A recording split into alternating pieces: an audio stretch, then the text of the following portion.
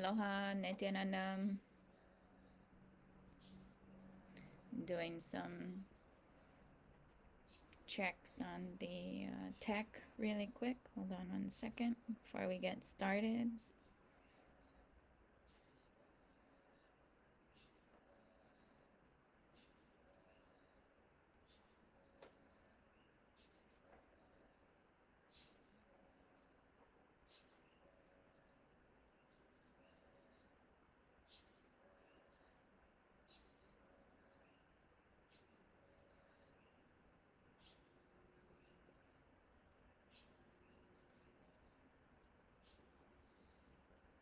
Okay, looks pretty good.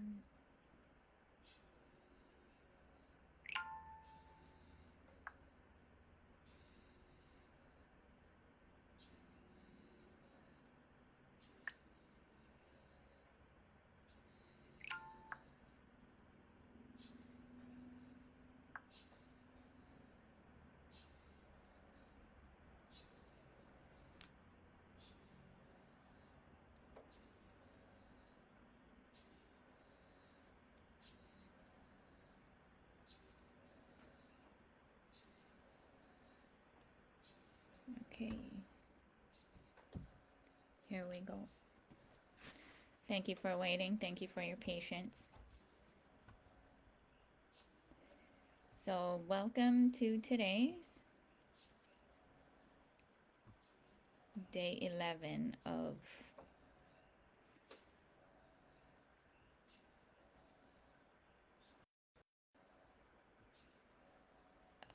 the 25 days of force majeure Christmas.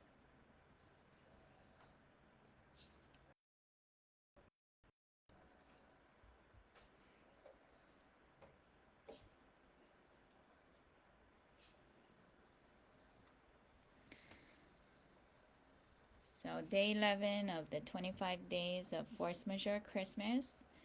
Today I'll be going over the Hindu perspective of what is right and what is wrong, what is good and what is bad, which is a good foundation of taking into consideration the very dynamic inclusivity required of global peace. Because of that inclusivity or the dynamic inner space required, and that inner space is reflective of one's own study into other cultures, traditions, religions, etc.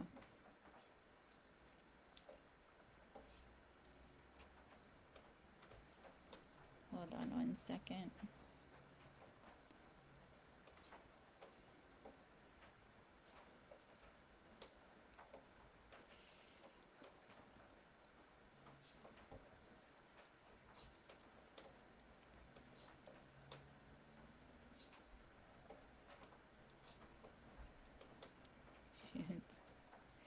Please bear with me. I thought I had everything prepared, but not quite.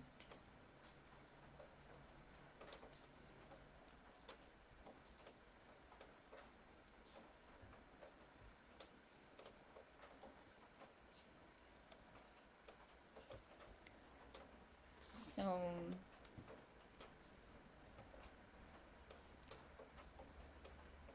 because for me, I'm operating from that space of global peace treaty.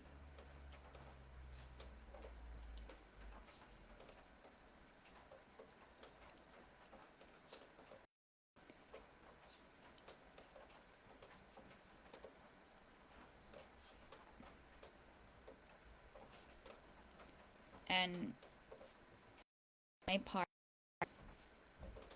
to help people shift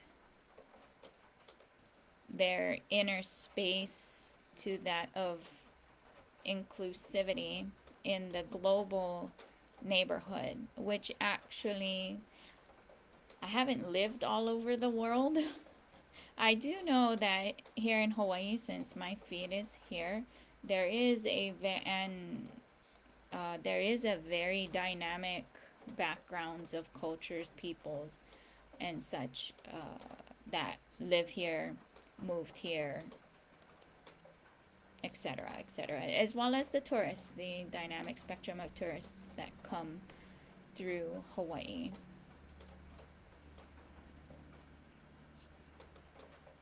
So with that in mind, I am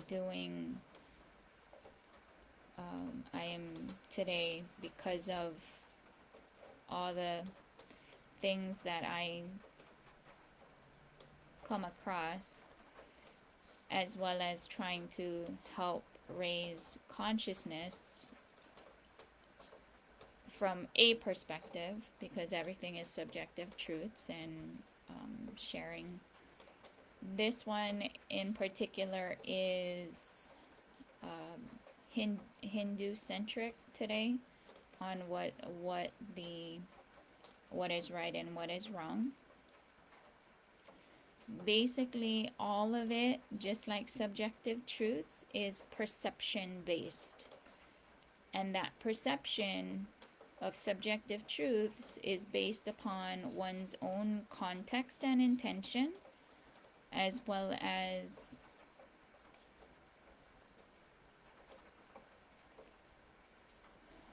their vested interests to perceive what is good and bad, right and wrong for them only. Those are exclusionary decisions. For right, wrong, good, bad. So the truth is, there isn't any, there's only really consent. There is only consent, but manufactured consent is not consent. Consent requires not just full disclosure, but the maturity level of the being to be able to consent. That's consent. So when a good example of that is pedophilia. A child is not able to consent to decisions that will trap them in their body by someone who has ill intentions, momentary intentions, has no intentions of taking care of that being completely, as well as that being isn't mature enough to know who they are and their interests and what direction their life is going. So thus it just becomes use and abuse, and the pain that comes from that use and abuse is the issue. Thus there's laws against pedophilia. Now I grasp there are those who are manipulating social constructs through lobbying to legalize those things, but at the bottom line is the bottom line. So what is right, what is wrong, what is good, what is bad? I want to share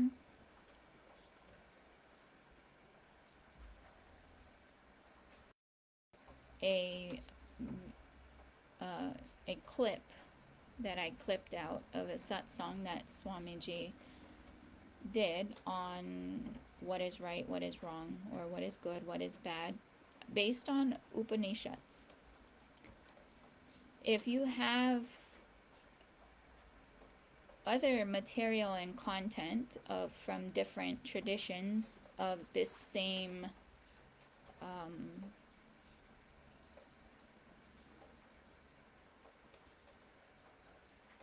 vein, if you will, and have that in a video format or even a link with clip of your heritage and your tradition and your religion. I'm very open to see how they explain and teach that for the posterity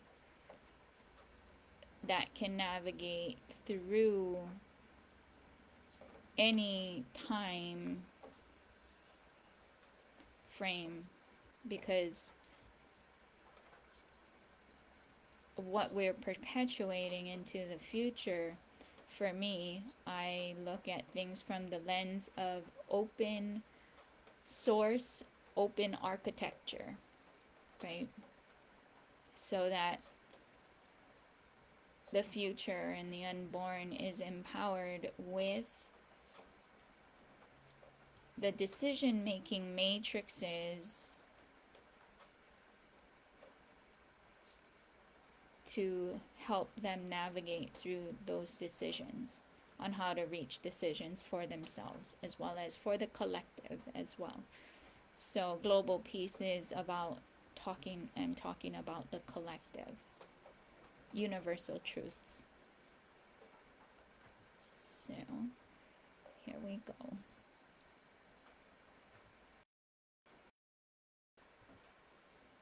Let's start on the third verse of Isavasya Upanishad.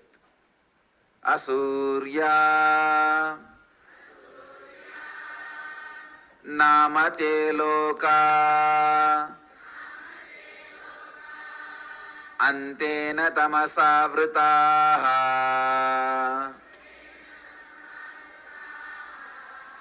tagunste pretyabhigachanti yeke satmahano janaha.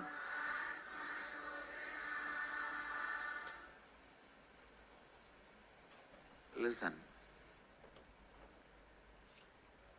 Please listen. No one is good, no one is bad. If somebody does the actions which fulfills your ambitions, you call them as good. If somebody does actions which is not fulfilling your ambitions, you call them bad. No one is right, no one is wrong, no one is good, no one is bad. Deciding somebody is good or bad, right or wrong, is purely dependent on how much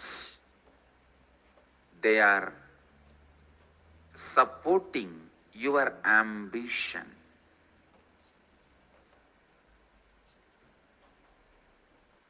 So what cosmos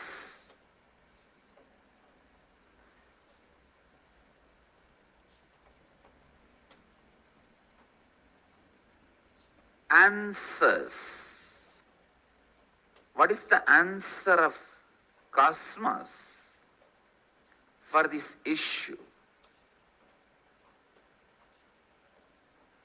The Upanishad, please understand, Upanishads are dharma declaring its authority and authenticity by itself. No human being is involved in it. No human vested interests are involved in it. No.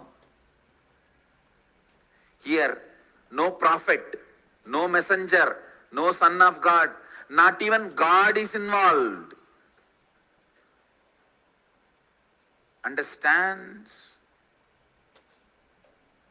Hindu tradition is so bold, God has only second place.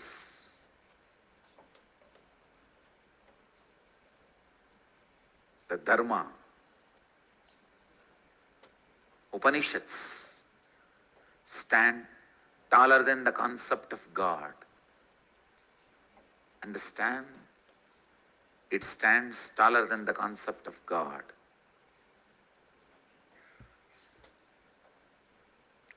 What is the opinion of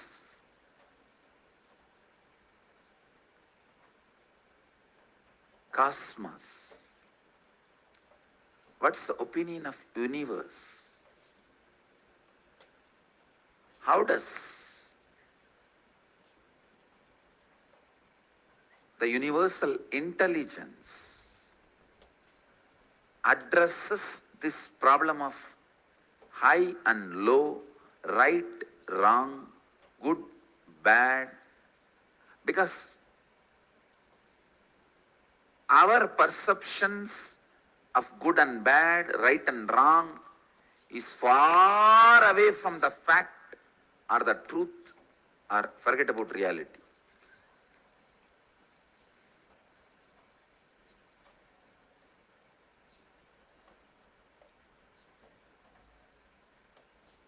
What is the cosmos opinion?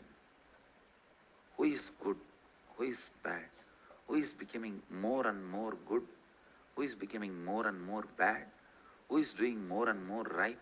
Who is doing more and more wrong? What is right? What is wrong? Who is right? Who is wrong? Who is good? Who is bad?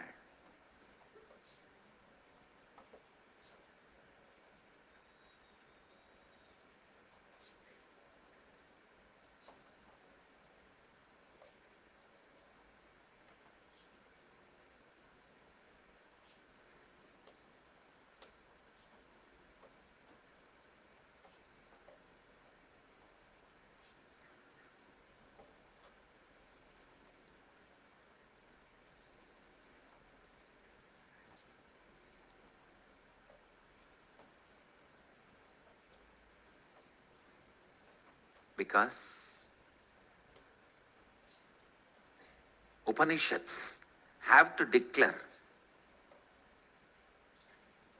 this to the universe.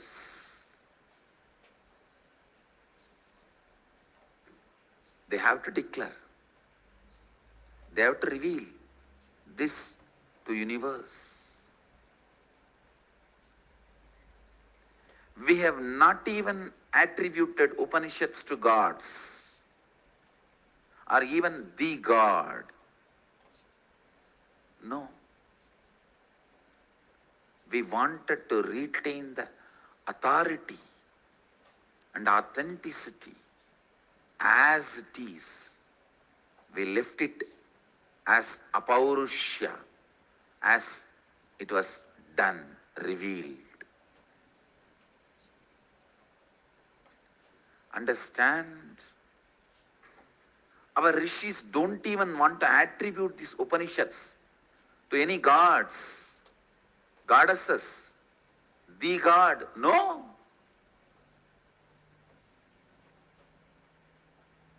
They said it is the cosmos declaring its authenticity and authority to itself. So what Upanishads want to say about good and bad, right and wrong, high and low, in this last 3 verses, Upanishads are declaring beautifully the whole science of life. Almost all the questions of good and bad, right, wrong, who is higher, who is lower, why somebody is enjoying, somebody is suffering, everything is clarified. Understand? Upanishads don't answer question by question. They just bombard the questioner. Upanishads, if they answer 100 of your questions, they will make you question millions of your answers.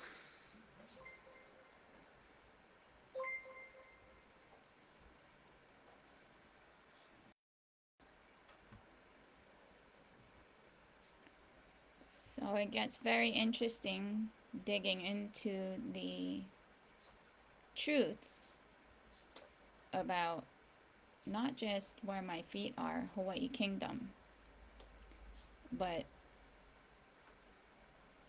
United States of America, the UN itself, and history, and the small points, and all of these things. And so when individuals or groups take a stand that their subjective truth is absolute truth,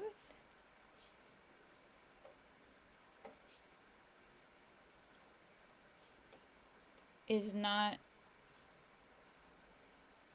it's ego based. And when it's ego based and not inclusive,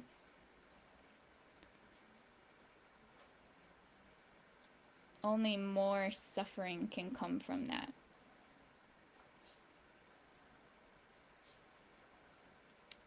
Today has been a very interesting day because I'm still kind of like this on the whole UN, in all honesty. Going to the UN, is that a time pass? Sure. Not going to the UN,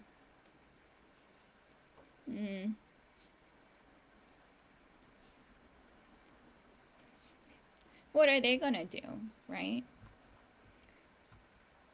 Thus far, so I'm gonna share a clip on one of the videos that I saw that really gets to the bottom of that. Well, that's where the whole juggling, the juggling of the go, no go, right? Right? So I'm gonna share the clip.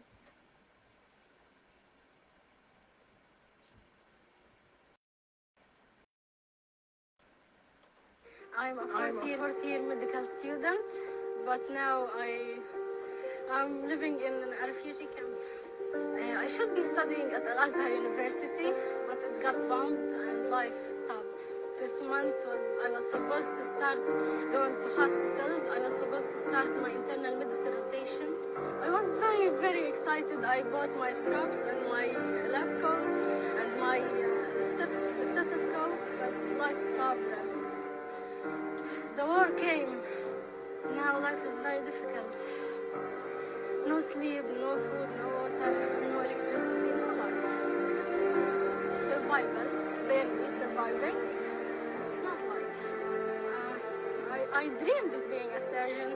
Yesterday I was telling my sister, I dream of a world where a doctor wouldn't have to do surgery without any anesthetics, or wouldn't have to see his patients die because there is no electricity. I dream of a world where medicine can save people from devastation and death. But I fear this dream is impossible.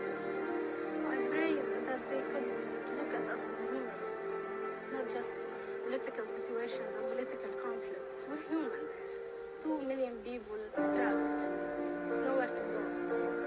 We should be more valuable to the world than this. We have lives, and we should.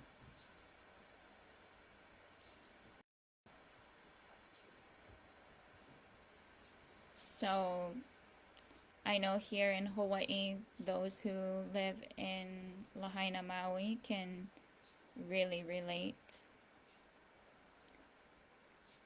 to the heart of this lady.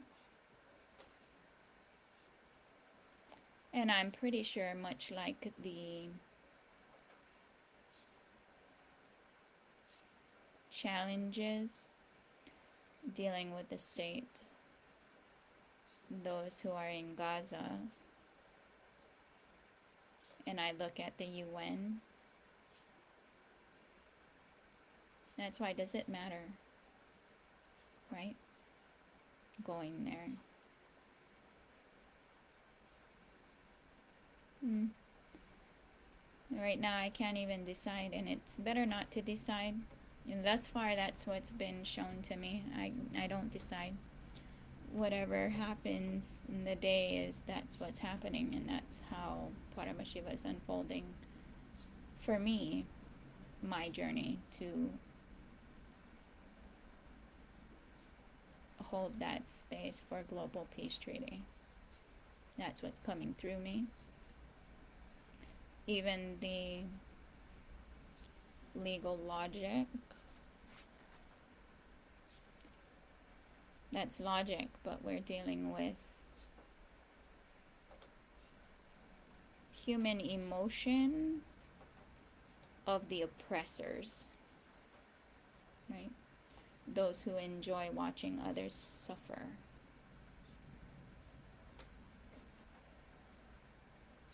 Or they suffer from attention need of some sort. Exclusivity attention need, or whatever that is. I don't know, because that becomes a case-by-case issue. Everything is a case-by-case issue. And so what is education? Education really is to empower each person with the tools to navigate situation as it unfolds. So what is right, what is wrong? There's only consent. There's only full disclosure to be able to get consent. If there's not full disclosure, and even at that, even if there is full disclosure, the only permanency about cosmos is change. So in full open architecture, having laws that enslave the unborn is technically a dharmic, meaning not righteous, not pono. And that's what we are in. So there are, like, everything just needs to be sorted and updated. Everything. The trusts, the Maritime Admiralty Law and the trusts have been going on since long time. Seems all the way down to the Roman Empire.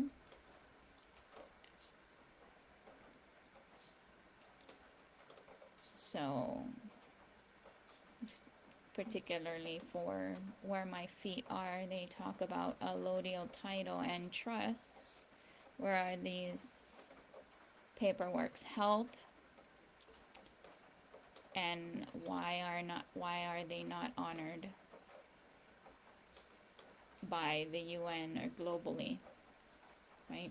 Because Hawaii Kingdom was admitted into the family of nations. Granted, that was the League of Nations, but technically the League of Nations, based off of my understanding through Kailasa's processes, still exists as a department within Montevideo Conventions, which is a department within the United Nations.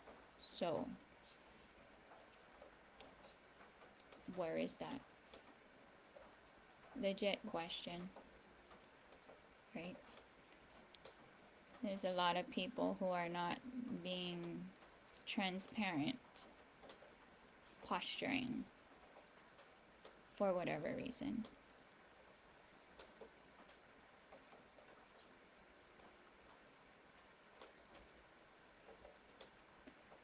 Yep.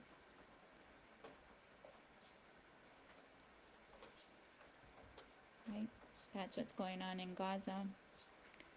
Lahaina is kind of like not too much is going on. Maybe that's a good thing. They're handling their things amongst themselves. Maybe they are, maybe they aren't. I'm not sure. None of my business, right? So with a global peace treaty and the force majeure, anybody can use the force majeure to start having serious talks about a global peace treaty, especially if people are going up against the WHO, the World Health Organization, and their pandemic treaty, right? But that's the thing. Can you reason with tantrum throwers? Because essentially the World Health Organization is doing that by trying to railroad things. Even all of these options that the UN gives with different departments or whatever, I just feel that all of that is just time pass for people to go and feel like they're doing something to pacify those who are motivated, ambitious, to be like, no, this is wrong, we need to do something about it. Until the collective wakes up, a lot of things can't move forward, right? And then even waking up becomes a choice, especially if after they graduate from school, the vast majority of people are just like arrived mentality, when that's not, especially right now, and especially with AI, and this year AI itself is like quantum leaping humanity into a different reality where you can't prepare the kids for the future that's ahead. So what is the best thing to do is to equip them with the right compass, moral compass, and how to navigate through. And fundamentally it is that right, wrong, good, bad, but also inclusionary, right? Being very inclusive in that decision making.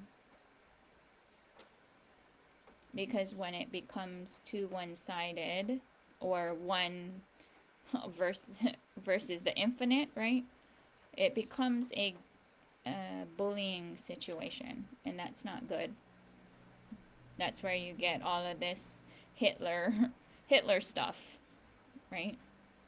Communism, etc., etc. It works for them, for those, but the thing is, you know, if you allow people the freedom to explore their own consciousness and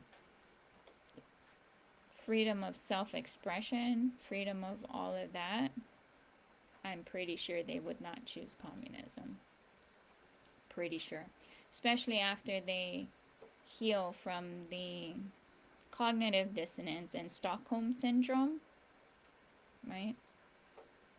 What is freedom? What is liberty? What are we doing? And technically, ladies and men, but the actual final guardian of that temple of life is women, because we're carrying it. We are it, right? So what are we perpetuating? It becomes a very, very serious question at this time, given the different agendas that are being rammed forward, railroaded in the now. So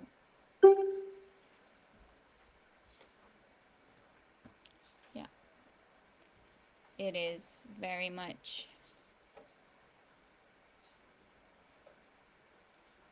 things to think about, contemplate, chew on.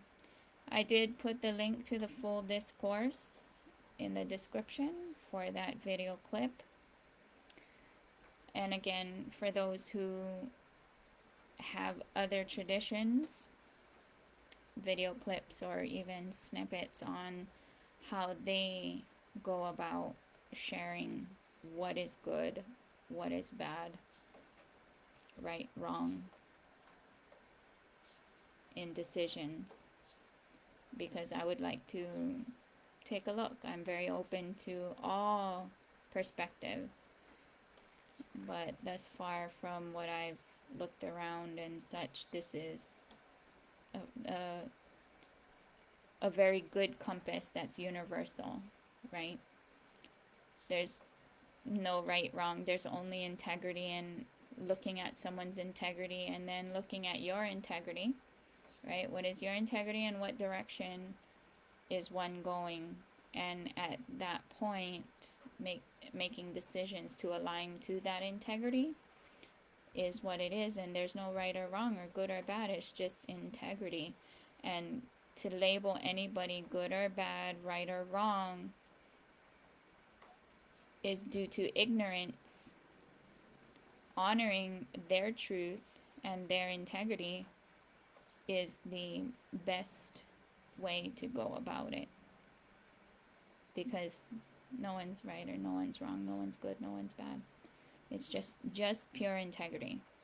And so based on that integrity, one will make choices for their flower of life to grow, who they're going to talk to, who they're going to associate with, what is their flower of life. And so that's what it is. That's all that life is. Even all this legalities and war and this and that, that's what it boils down to. And the oppressors are those who have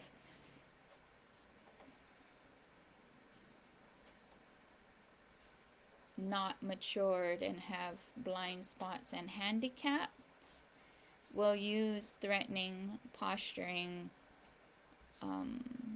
cornering,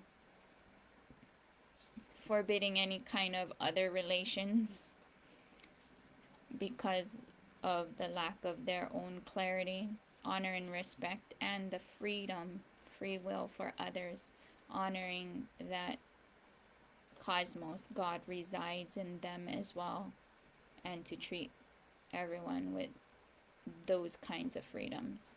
The freedom. No pressure to associate, no pressure to know nothing.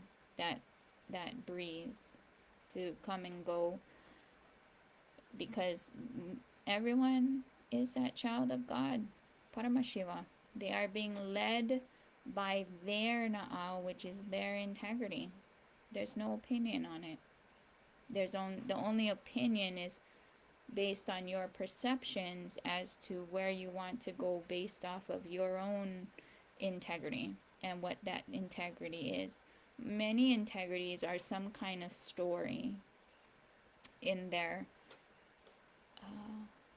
inner space. So for mine, my integrity is to align to inclusivity, global peace treaty, global bureau of conveyance. I'm very clear. Those are the things that I'm aligning to and the direction that I'm going. And those who are not, or it's not, there's different levels of being supported by people, and they have their integrity, which I respect as well. They have their integrity, and that's why their life flowers where it is and what it is, and do my best to try and help. But at the end, I must also align to my integrity and how my life is flowering. So yeah, I hope that helps anyone to be able to navigate through what is right, what is wrong, who is right, who is wrong, right? Or whatever, because there is none. It's just the better question to ask is, what is this person's integrity? Or even before that, context and intention. What is their context? What is their intention? And what is the story or narrative that is in their consciousness that they are pushing to manifest, and collecting individuals to support that narrative that is going on. So there's no right, there's no wrong, there's just reality of that situation. And the flower of life and how the interactions are based on that. So I get it. I for a long time now get it where people don't see me where I actually am because they are too consumed in their subjective truth and their reality. Yeah, it's a challenging thing, as well as the cosmos even responding by not letting me do the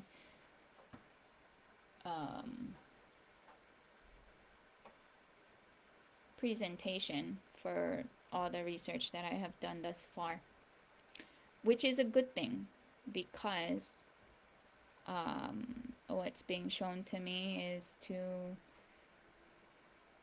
provide the constructs and then invite individuals. Provide the construct, put it out there for others if they want to use it, and then invite individuals to fill in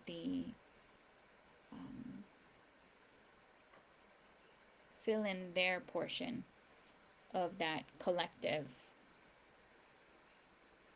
reality or collective truth to help inspire teamwork, collaboration, working together for Hawaii Kingdom, as well as that same construct for Hindus, because Hindus have the same thing, because we're dealing with individuals who have the right, even given the right or told the right. They are Paramashiva, you are Cosmos, and no one's going to tell you otherwise, and that has its own challenges, right? So then how to work together? Not sure. That's why I don't take sides, not even for Hindus as well.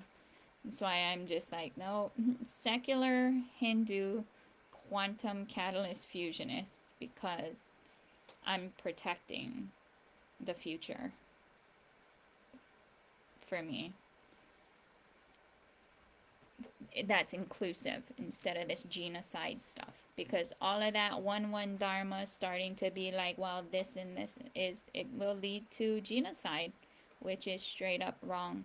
They equally have the right to exist. They woke up every day, means God, cosmos wants them to be here.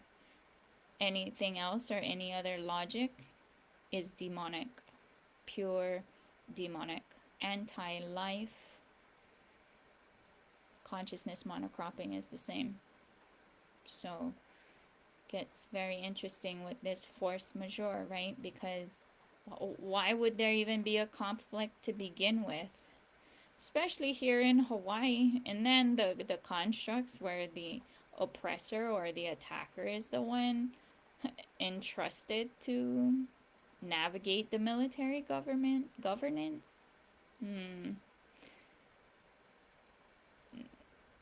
And nobody's questioning that.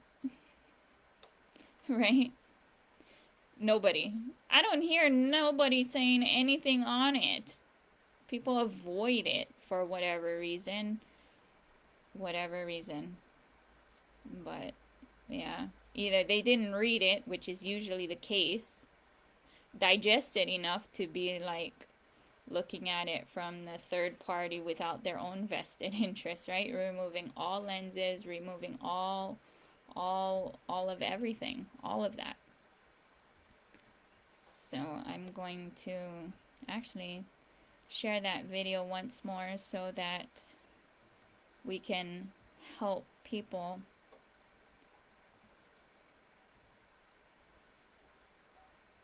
go through.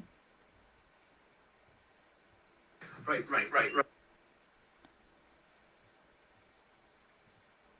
Help people navigate for themselves, because I don't impose, Hindus don't impose. We're about individuals going inward and seeking for themselves for everything. So I'm going to share this video again. I shared it yesterday, but I will share it again today because we're talking about right, wrong, good, bad, and reading things, whether it's things written or people or whatnot, based off of our own listening or that person speaking.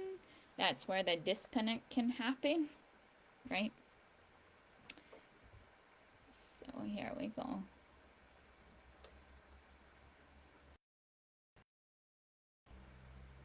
Right. This is one of my favorite sentences of all time. Let me tell you why. Every time you say it, if you emphasize a different word, it changes the meaning of the sentence. I didn't say we should kill him. I didn't say we should kill him. I didn't say we should kill him. I didn't say we should kill him. I didn't say we should kill him. I didn't say we should kill him. I didn't say we should kill him. It's really fun. Give it a go.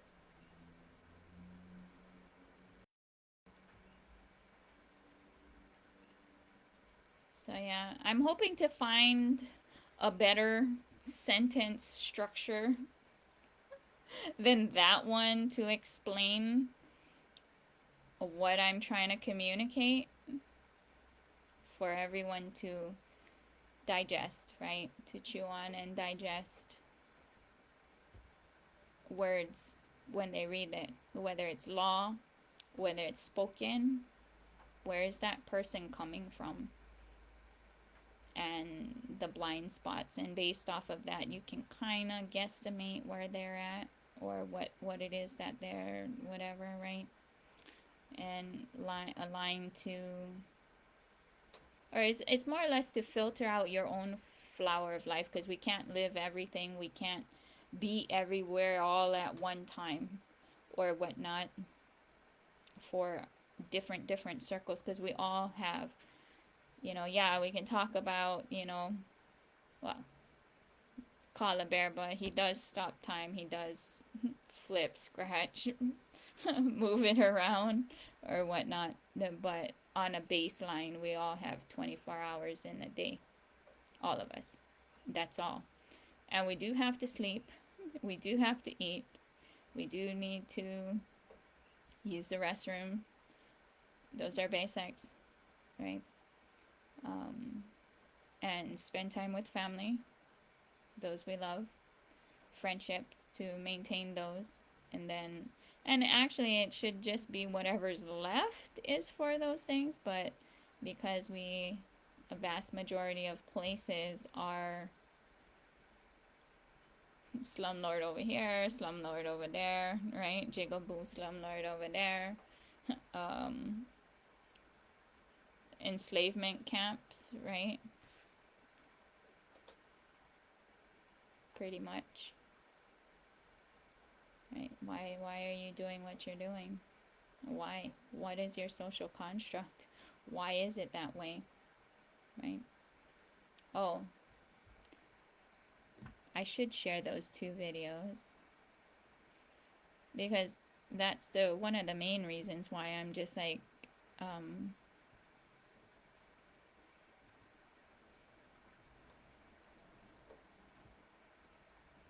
hopefully I can find them.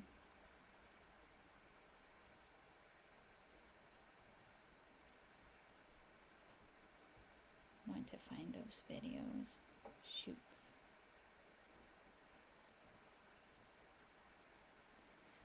Basically, it's about the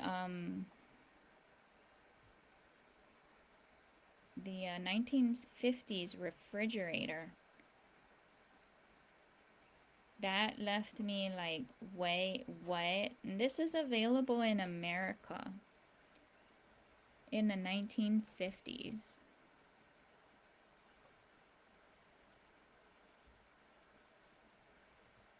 Where did it go?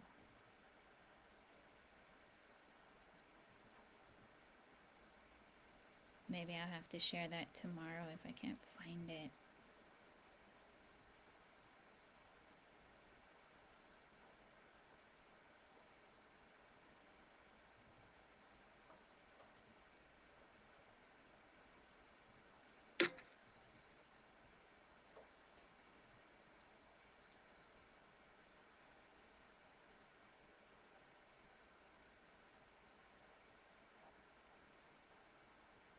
think I'm gonna have to go look for it and maybe share it tomorrow, just so that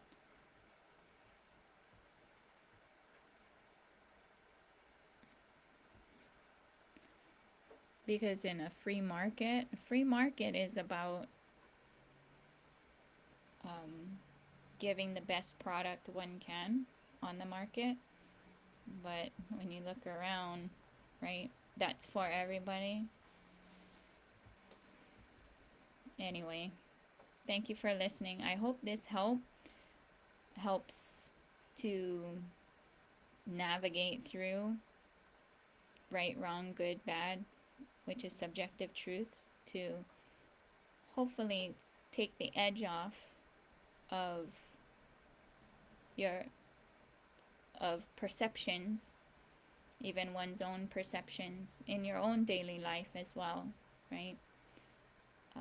A lot of times many will jump to conclusions as a superpower instead of taking the time to listen. Now I get it. Society is like so happy and whatever, all emotional, shoot from the hip and this and that. But at what point are we going to start taking responsibility for ourselves? And so this is my attempt and contribution for that part, to help raise the consciousness of where my feet are and globally, and bringing this conversation, because it's about we in dialogue. That's essentially how things come together. And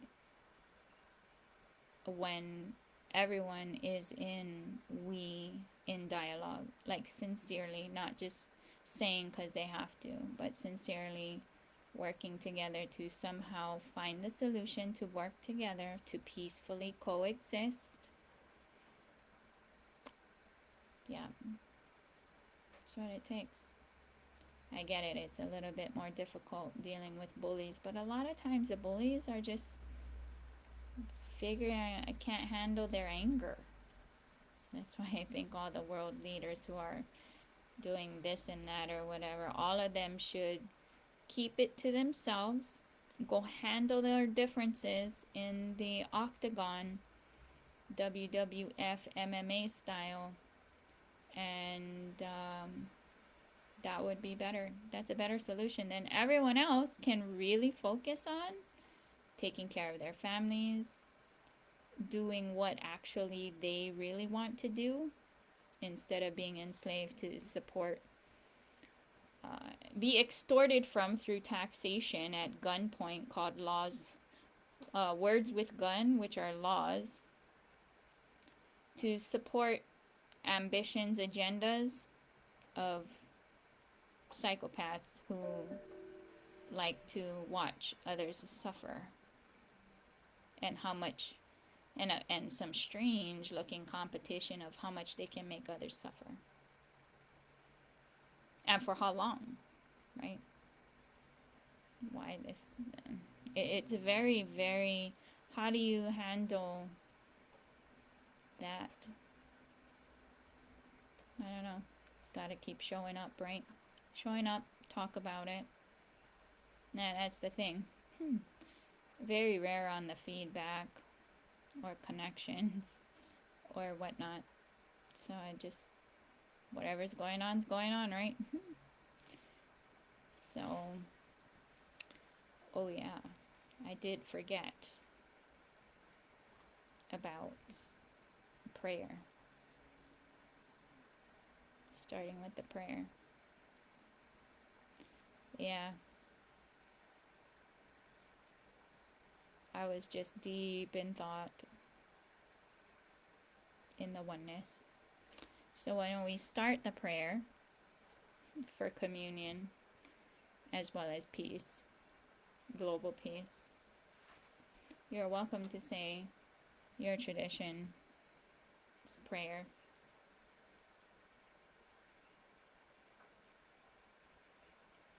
For me, I choose silence.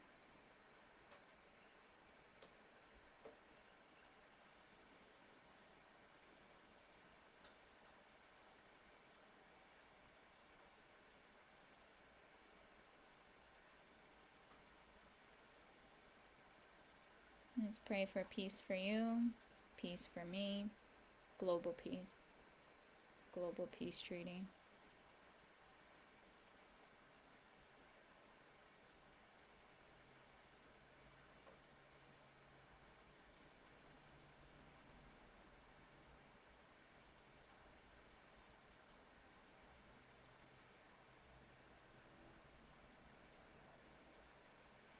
Thank you so much for listening. You have a good evening. Aloha. Nithyanandam.